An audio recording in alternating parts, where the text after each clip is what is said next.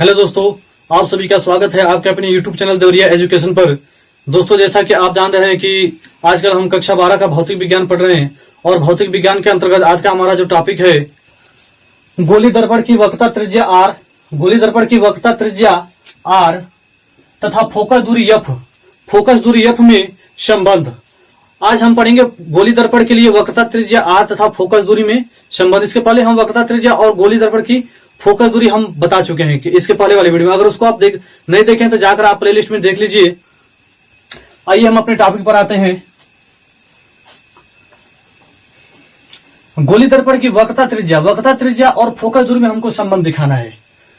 तो जैसा कि आप जानते हैं गोली दर्पण दो प्रकार का होता है और गोली दर्पण कांच के खोखले का काटा गया एक भाग होता है। जैसे मान लीजिए अगर एक कांच का खोखला गोला हो और इसको हम क्या कर दें, बीच से काट दें या फिर इधर से कहीं काट दे, तो ये जो भाग कटा हुआ भाग होता है इसके अगर किसी एक पृष्ठ पर हम पॉलिश कर दें तो इसी को हम क्या कहते हैं, गोली दर्पण। चलिए सबसे पहले हम एक गोली दर्पण बनाते हैं। आपको बताया गया था कि गोली दर्पण दो प्रकार के होते हैं। गोली दर्पण दो प्रकार के होते हैं, पहला अवतल दर्पण और जो दूसरा बताया गया था कि उत्तल दर्पण।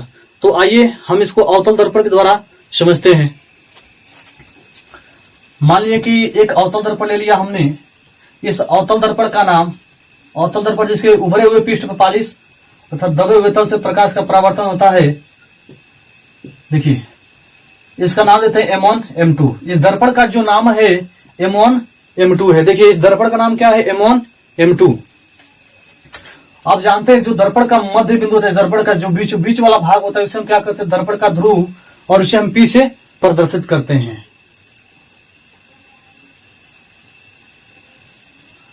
और इधर कहीं मान लीजिए दर्पण का वक्रता केंद्र, इसे हम क्या करते हैं, वक्रता केंद्र। दर्पण का जो मान लीजिए खोखले गोला है तो इसका कहीं ना कहीं केंद्र होगा। मान लीजिए तो केंद्र यहीं पर है। ये खोखला गोला है, अगर देखिए ये वृत्ताकार है ना, तो इसका कहीं ना कहीं केंद्र होगा। जब केंद्र होगा तो इसी के केंद्र को हम क्या करते हैं, वक्रता केंद्र। इसे हम क्या करते हैं, वक्रता केंद्र। और जो वक्रता दर्पण के ध्रुव और वक्रता केंद्र के बीच की दूरी होती थी, दर्पण के ध्रुव और वक्रता केंद्र के बीच की दूरी को हम क्या करते थे, वक्रता त्रिज्या, और इसे हम कैपिटल R से प्रदर्शित करते थे। और इसके बीचों बीच में एक बिंदु होता था जिसे हम क्या करते थे, फोकस बिंदु। चलिए थोड़ा सा हम समझते हैं। देखिए हमें वक्रता त्रिज्या R तथा फोकस दूरी को संबंध दर्शाने के लिए हमें एक ऐसी वस्तु को लेना होगा जो अनंत से आ रही हो, अथवा अनंत पर ऐसे कर सकते कि अनंत पर रखी गई हो। जैसे मान लीजिए कोई वस्तु अनंत पर रखी गई है तो आप जानते हैं कि किसी भी वस्तु से प्रतिबिंब प्राप्त करने के लिए आपको दो किरणें भेजनी आवश्यक है। लेकिन यहाँ पे वस्तु अनंत से आ रही है। देखिए यहाँ पे जो वस्तु है वस्तु अनंत पर रखी गई है और वहां से एक किरण हम भेज रहे हैं मुख्य अक्ष के समांतर। अब आप जानते हैं कि जो किरण जाकर दर्पण के किसी बिंदु पर अथवा परावर्तक तल पर टकराती है उसे हम क्या करते थे, आपतित किरण। तो ये एक तरह का क्या हो जाएगा, आपतित किरण। इसे हम क्या कर सकते थे, आपतित किरण। अब याद कीजिए थोड़ा सा, एक परिमेय पढ़े होंगे कि वृत्त के केंद्र से वृत्त के वृत्त की परिधि पर त्रिज्या को मिलाने पर ये क्या होती है, लंब होती है। वृत्त के केंद्र से वृत्त की परिधि के किसी भी बिंदु पर मिलाएंगे तो ये त्रिज्या क्या हो जाएगी, लंब होगी। लंब होने का मतलब यहाँ पे हमेशा 90 डिग्री का बनेगा। ये 90 डिग्री का बनेगा। तो वृत्त के केंद्र से वृत्त की परिधि पर मिलाने वाली जो त्रिज्या होती है वो वृत्त की परिधि पर लंब होती है। तो इसी का थोड़ा सा प्रयोग करेंगे हम लोग। अब आप जानते थे कि जब परावर्तन का जब नियम पढ़े थे तो ये जो किरण आती थी उसे हम क्या करते थे, आपतित किरण। और जिस बिंदु पर गिरती थी उसे क्या करते थे हम, आपतन बिंदु। तो इस बिंदु पर गिर रही ना, तो इसे हम क्या कर सकते हैं, एक आपतन बिंदु कर सकते हैं, आपतन बिंदु। अब उसमें भी हम क्या करते थे, इस आपतन कोण को, इसे हम क्या करते थे, ये जो कोण बनाता था अभिलंब के साथ उसे हम क्या करते थे, आई, और इस आपतन कोण को नापने के लिए एक अभिलंब खींचते थे। तो उसी प्रकार यहाँ पर भी एक अभिलंब खींचते हैं। और आप जानते हैं कि वृत्त के केंद्र से वृत्त की परिधि पर मिलाई गई त्रिज्या, वृत्त के केंद्र से वृत्त की परिधि को मिलाने वाली जो त्रिज्या होती है वो वृत्त की परिधि पर लंब होती है। मान लीजिए हम यहाँ पे खींच दिए तो ये जो यहाँ पर जो बनाएगा, कोण बनाएगा, कितना इसका बनाएगा 90 डिग्री, अर्थात ये लंब होगा, ये पूरा का पूरा यहाँ पर लंब होगा। तो जब ये एक तरह का लंब हो जाएगा तो आप जानते हैं कि जो लंब के साथ कोण बनाती है, जो आने वाली किरण लंब के साथ कोण बनाती है, इसे हम क्या कहते हैं आई। और आप जानते हैं कि अगर मान लीजिए इसे क्या कहते हैं, अगर ये लंब है, अगर ये किरण कोई आ रही है तो टकरा कर क्या होती है, ये टकराकर उसी माध्यम में वापस लौट जाएगा। जैसे ही यहाँ पे टकराएगी, और आप जानते हैं कि मुख्य अक्ष से समांतर आने वाली किरणें परावर्तन के पश्चात फोकस बिंदु से होकर जाती है, परावर्तन के पश्चात फोकस बिंदु से होकर जाती है। अर्थात जब ये टकरा जाएगी तो यहाँ से ये इस रास्ते से नहीं जाकर ये क्या हो जाएगी, ये फोकस बिंदु से, इस बिंदु से होकर जाएगी। और आप जानते हैं कि जो किरण टकरा कर वापस जाती है उसे हम क्या कहते थे, परावर्तित किरण। तो इस चित्र के लिए ये परावर्तित किरण हो जाएगा। और परावर्तित किरण लंब के साथ, परावर्तित किरण इस लंब के साथ जो कोण बनाता था उसे हम क्या करते हैं, परावर्तन कोण। और इसे क्या करते थे हम, आर से प्रदर्शित करते थे। लेकिन यहाँ पे आर न लेकर हम कुछ और भी ले सकते हैं।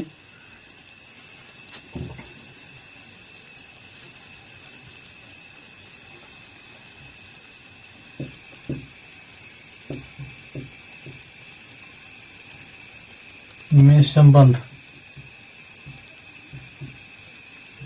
ये हमारा हो गया। चलिए, तो हम मान लिए कि जो आपतन कोण है वह थीटा है। जो आपतन कोण है वो क्या है, एक तरह का थीटा है। तो याद कीजिए थोड़ा सा परावर्तन का नियम। परावर्तन का जो दूसरा नियम था, वो परावर्तन का दूसरा नियम यह कहता था कि आपतन कोण आई तथा परावर्तन कोण आर, ये दोनों आपस में बराबर, मतलब जितने कोण पर आती है उतने कोण पर टकरा कर वापस जाती है। उसी प्रकार अगर ये थीटा है तो ये अभिलंब के साथ जो कोण परावर्तित होकर जाएगी ये भी तो थीटा कोण बनाएगी। मतलब यहाँ पर भी कितना बन जाएगा, थीटा बनेगा, क्योंकि आपतन कोण और परावर्तन कोण दोनों के दोनों क्या होते हैं, आपस में बराबर होते हैं। अब थोड़ा सा एक चीज और चलते हैं हम लोग।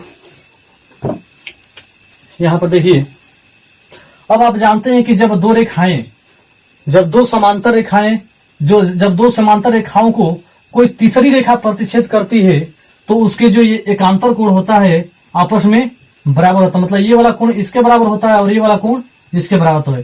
जब दो समांतर रेखाएं एक कोई तीसरी रेखा प्रतिच्छेद करती है, मान लीजिए कोई तीसरी रेखा प्रतिच्छेद, तो इसके एकांतर कोण आपस में बराबर होता है। उसी प्रकार देखिए, ये दोनों रेखाएं समांतर, ये मुख्य अक्ष की समांतर रेखा आ रही है ना, ये जो किरण आ रही है मुख्य अक्ष के समांतर। जब समांतर होगी तो यह जो रेखा है ये इसको क्या करे, प्रतिच्छेद करे, एक तीसरी रेखा का कार्य करे ये इसके लिए। तो जितना कोण ये होगा उतना ही कोण ये भी होगा ना। अगर ये कोण थीटा है तो इसे भी क्या कहेंगे हम, थीटा कहेंगे। अब देखिए एक और इसके लिए तो हो गया। अब देखिए ये रेखा और इस रेखा को देखिए, ये रेखा ये भी रेखा, ये दोनों आपस में क्या है, समांतर है। और जब समांतर है तो ये वाला कोण देखिए, तो अगर ये वाला कोण ये थीटा है और ये थीटा है तो दोनों मिलाकर कितना हो जाएगा, 2 थीटा हो जाएगा ना। अगर इन दोनों को मिला दिया जाए तो पूरा का पूरा कितना हो जाएगा, ये 2 थीटा हो जाएगा। देखिए इस तरह से ये कोण जो है आपका कुछ इस तरह से है। यहां से अगर मान लीजिए यहाँ पर देखिए 1 और 2, ये पूरा का पूरा इसके बराबर होगा ना, तो मतलब इसको और इसको मिलाकर, तो अगर ये थीटा है और ये थीटा है तो दोनों को मिलाकर कितना हो जाएगा, 2 थीटा। और देखिए ये भी एक तरह का तीसरी रेखा है, ये भी एक तरह क्या है, तीसरी रेखा है। तो अगर ये पूरा का पूरा कोण 2 थीटा है तो यह भी कितना हो जाएगा, 2 थीटा। इस आपतन बिंदु का हम कोई नाम देते हैं, इसे हम कह देते हैं कैपिटल यम। और इस बिंदु से हम एक लंब की रचना करते हैं, इस मुख्य अक्ष पर एक लंब की रचना करते हैं जिसका नाम देते हैं यन, जिसका नाम देते हैं हम यन। चलिए थोड़ा सा आगे से हम लिखते हैं, थोड़ा सा हम चित्र के बारे में लिख लेते हैं। चित्र में हमको लिखना है, माना M1 M2 एक अवतल दर्पण है। इस अवतल दर्पण का नाम क्या है, M1 M2। माना M1 M2 एक अवतल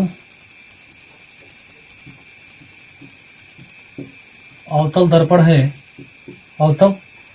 है, जिसका ध्रुव देखिए, इस दर्पण का ध्रुव क्या है, इस दर्पण का ध्रुव P, जिसका ध्रुव P, वक्रता केंद्र देखिए, वक्रता केंद्र C, वक्रता केंद्र C, तथा फोकस तथा फोकस कितना है, कैपिटल है, तथा फोकस कैपिटल एफ है, कैपिटल एफ है। चलिए यहाँ पर अब देखते हैं, थोड़ा सा चित्र के बारे में हम लिख दिए, और एक चीज और छूट रहा है यहाँ पर, जो लंब हम लोग डाले हैं अपने तरफ से उसको खींच लेते हैं। देखेंगे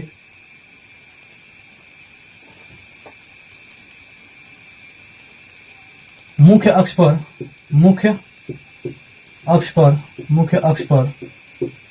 लंब, देखिए मुख्य अक्ष पर लंब कौन डाला गया है, इस मुख्य अक्ष पर लंब कौन डाला गया है, यम यन, इसको हम लिख लेते हैं mn डाला गया है। मुख्य अक्ष पर क्या लंब डाल दिए हम लोग, mn लंब डाल दिए। चलिए अब थोड़ा सा हल करते हैं। अब आइए ये वाला कोण कितना है, थीटा, और ये कितना है, 2 थीटा। चलिए हम लेते हैं समकोण त्रिभुज। ये बड़ा वाला त्रिभुज देखिए, ये देखिए यम यन और सी, देखते हैं त्रिभुज यम यन सी में, त्रिभुज यम यन सी में हम इस बड़े वाले त्रिभुज में ले रहे हैं, यम यन और सी में हम इस थीटा का मान निकालना चाह रहे हैं। तो थीटा के लिए हम क्या लेते हैं, हमेशा tan थीटा का प्रयोग करते हैं। जब भी हम थीटा का मान निकालें, जब भी किसी कोण का मान निकालना होता है, हम सदैव tan थीटा का ही प्रयोग करते हैं। तो यहाँ पर थीटा बराबर क्या लेंगे हम, tan थीटा, और tan थीटा बराबर हो जाएगा, थीटा बराबर हो जाएगा tan थीटा, और tan थीटा का मान कितना हो जाएगा, देखिए तो यहाँ पर tan थीटा का मान कितना हो जाएगा, tan थीटा बराबर होता है सूत्र लंब बटे आधार, सूत्र होता है लंब बटे आधार। तो देखिए तो हम इस बड़े वाले त्रिभुज में लिए, तो बड़े वाले त्रिभुज का लंब कौन है, यम यन, इसको हम लिख लेते हैं यम यन, अब बटे आधार कितना है, Cn, आधार कितना है आपका Cn। तो थीटा बराबर हमको मिल गया mn बटे Cn, ये हमारा हो गया समीकरण नंबर 1। अब फिर लेते हैं त्रिभुज यम यन एफ में, ये भी त्रिभुज दिखाई दे रहा है, अब इसमें लेते हैं अब त्रिभुज यम यन एफ में 2 थीटा। अब यहाँ पे जो कोण है वो कितना है, 2 थीटा, 2 थीटा बराबर कितना हो जाएगा, tan 2 थीटा, और tan थीटा का सूत्र होता है लंब बटा आधार, तो इसके लिए लंब वही हो जाएगा यम यन, जिसको हम यम लिखते हैं। अब बटे आधार कितना हो जाएगा, एफ यन। चलिए इसका नाम हम समीकरण 2 देते हैं, 2 थीटा बराबर mn अपॉन fn। दोस्तों आप इसका एक स्क्रीनशॉट लीजिए, तब तक हम आगे से कंटिन्यू करते हैं।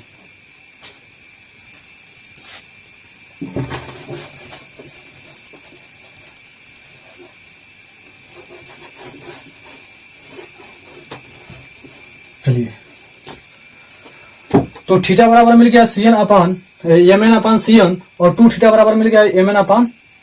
अब देखिए यहां से थोड़ा सा एक काम करते हैं हम लोग कि यह थीटा का मान, जो थीटा का मान निकाले हैं, थीटा का मान समीकरण 2 में रखते हैं, थीटा का मान समीकरण 2 में रखते हैं। इसको थोड़ा सा एक और काम करके यहाँ पे एक लाइन बढ़ा लेते हैं, 2 थीटा बराबर, इसको डायरेक्ट यहाँ पे लिखते हैं mn अपॉन fn, इसको हम समीकरण 2 कह लें। देखते हैं थीटा का मान समीकरण 2 में रखने पर यह जो समीकरण 1 से थीटा का जो मान निकाले हैं वो हम किस में रख रहे हैं, समीकरण 2 में, तो हो जाएगा 2 गुणे थीटा का मान कितना रख रहे हैं, mn upon mn upon Cn बराबर, इधर आपका जो है उसको रख दीजिए mn अपॉन fn। अब देखिए mn से mn कट गया, यहाँ पे बच गया, यहाँ पे देखिए इसका गुणा होगा ना, यहाँ पे कट गया तो ऊपर 1 बचा, तो 2 में 1 का गुणा करें तो 2 बटे कितना हो जाएगा Cn, अब बराबर ये कितना हो जाएगा, इधर भी 1 बचा, यहाँ पर क्या बच गया आपका fn। चलिए अब इसको मिटा रहे हैं, बस अब आ गया। देखिए अब क्या करेंगे, इसका हम क्या करें, उलट दें, दोनों का उलट दे रहे हैं हम, अंश को हर को अंश बना दे रहे हैं। देखिए जब इधर भी एक पद हो जाए, जब इधर भी एक पद हो जाए, दोनों दोनों साइड में अगर एक पद हो जाए तो हम इसको पलट सकते हैं। तो चलिए हम पलट दें, तो कितना आ जाएगा Cn/2 अब बराबर कितना आ जाएगा Fn/1 का। अब बटे 1 का कोई मतलब ही नहीं होता, तो ये हो जाएगा Cn। देखिए C से n, थोड़ा सा एक बात और यहाँ पर ध्यान रखना है, लिखेंगे यदि यम बिंदु P के समीप हो, यदि जो यम बिंदु है ये P के बहुत नजदीक, मान लीजिए यहाँ पर कहीं हो, इस बिंदु इधर कहीं हो, मान लीजिए यम यहाँ पर ही, तो अब यहाँ से जो लंब डालेंगे तो n भी क्या होगा, P के काफी समीप होगा ना। अगर यम P के समीप हो तो n भी काफी P के समीप होगा। तो लिखते हैं यदि यम बिंदु P के समीप हो तब, यदि यम P के समीप होगा तब n कहाँ जो जाएगा, लगभग इसी बिंदु पर होगा। हम मान लिया जाता है कि इसी बिंदु पर होगा, तो n भी P पर आ गया और P तो P है ये है। अब यह जो n बिंदु है यहाँ पर ना होकर ये कहाँ पर हो गया, P पर हो गया। तो अब देखिए इसी बिंदु पर यह भी है, P भी है और इसी बिंदु पर n भी है। तो P से C के बीच की दूरी और n तो यहाँ पर आ गया है, और n से C के बीच के दोनों आपस में बराबर होगा ना। तो लिखते हैं इस प्रकार PC बराबर कितना हो जाएगा,